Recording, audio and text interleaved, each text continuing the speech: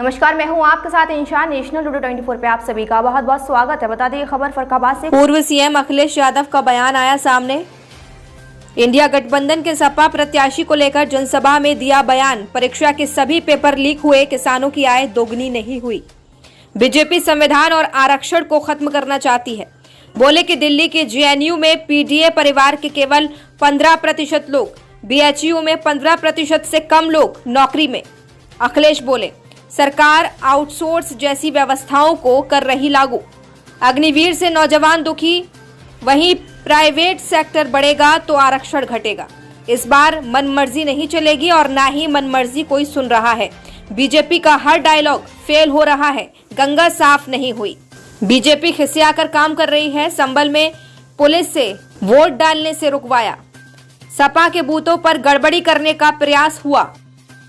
आंवला, बदायूं, मैनपुरी, संभल, फिरोजाबाद से बीजेपी पूरी तरह से हार चुकी है।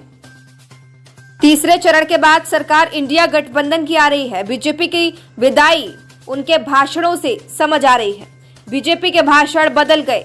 लखनऊ और दिल्ली वालों के भाषण बदल गए हैं। भाषणों से हार का रुझान साफ है। हरियाणा सरकार तो अपनी जगह है। 4 जून के बाद यूपी की चिंता करें। और क्या बोले, देखिए खास रिपोर्ट।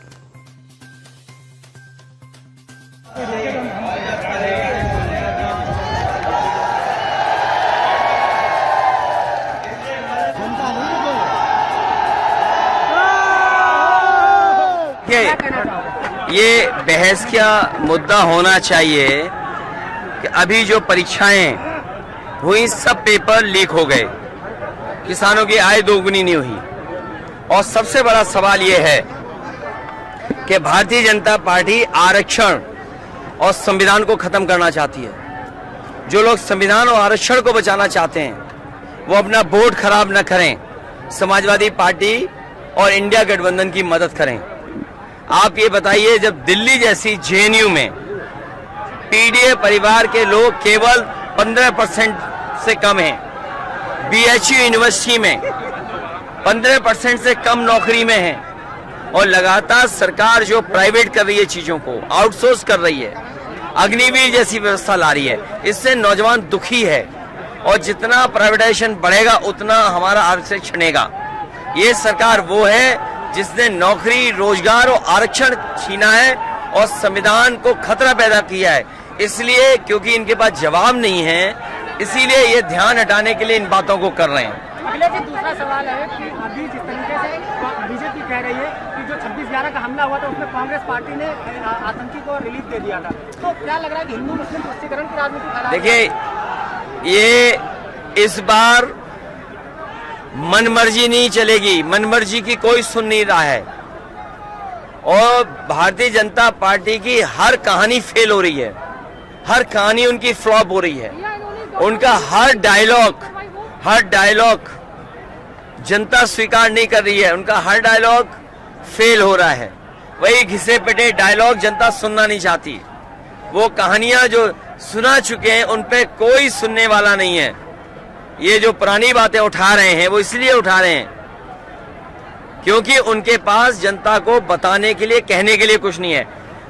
किसान दुखी है, आय दोगुनी नहीं हुई, माँ गंगा साफ नहीं हुई। आप तो फरक्काबाद में रहते, गंगा के किनारे के लोग हैं। हम भी कन्नौज के क्षेत्र के गंगा के किनारे के लोग हैं। बताओ, काली नदी की पूरी गंदगी गंगा में गिर रही कि नहीं गिर रही? आपके फरक्काबाद में जो कभी फिल्टर प्लांट लगना था वो आज भी पूरा नहीं हुआ है, आधा अधूरा पड़ा है। सब नाले कहाँ जा रहे हैं? गंगा में जा रहे हैं।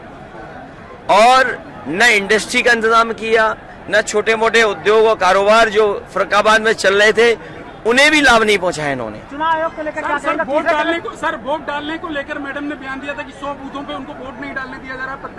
उनको देखिए, ये भारतीय जनता पार्टी खिसिया गई और खिसियाने का असर देखिए आप। संभल में पुलिस लगा करके वोट रोक रहे थे। पुलिस प्रशासन, चुनाव आयोग का काम यह कि ज्यादा से ज्यादा वोट पड़े, लेकिन जब वो खिसिया गए तो पुलिस को आगे कर दिए। और जो समाजवादियों के पक्के बूथ थे वहां तक भी गड़बड़ी करना चाहते थे, लेकिन मुझे खुशी है इस बात की कि समाजवादी कार्यकर्ता न झुका न डरा, पूरी जिम्मेदारी के साथ पूरे दिन वोट डालता रहा। उसका परिणाम ये हुआ कि भारतीय जनता पार्टी हार रही है। आपके बगल में बताओ, आमला है, हार गए कि नहीं हार गए भारतीय जनता पार्टी के लोग?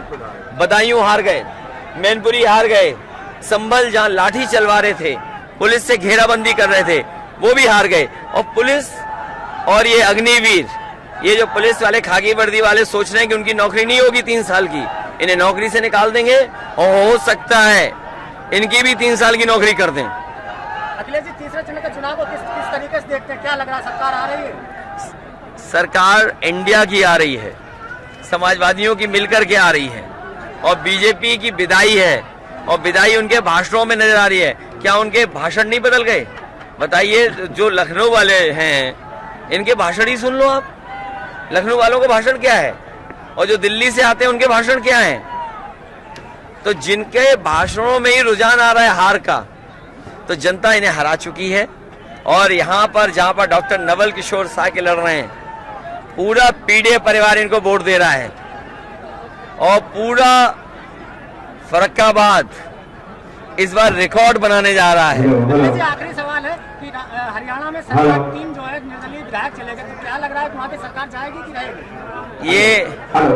ये तो हरियाणा की बात कर रहे हो। 4 जून के बाद यूपी की चिंता करना, यूपी की चिंता करना।